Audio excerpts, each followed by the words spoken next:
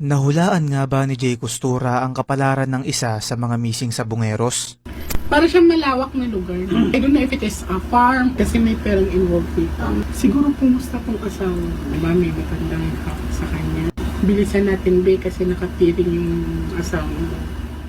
Mga kaibigan, kasabay ng patuloy na investigasyon patungkol sa mga missing sabungeros, ay usap-usapan naman ngayon sa social media ang isang video ng visionary na si Jay Costura, 4 na taon na ang nakakalipas October 31, 2020.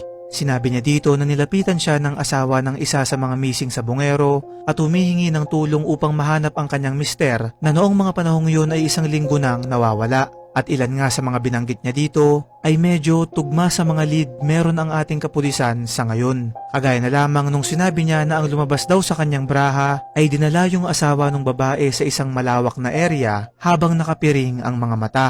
Dagdag pa nito ay meron din daw involved na pera at pandaraya na dahilan upang ito ay humantong sa ganong kalagayan. Sa ngayon ay patuloy pa rin ang isinasagawang investigasyon sa kasong ito at paalala lamang ang mga hulang ito ay walang sapat na ebidensyang magpapatunay kung totoo nga ba at nasa sa atin na lang kung ito ba ay ating paniniwalaan. Ikaw kaibigan, sa tingin mo ba ay maaaring buhay pa yung asawa nung lumapit kay Jay Costura o isa na siya sa mga sinabi ni alias Totoy na ipinatapon sa Taal?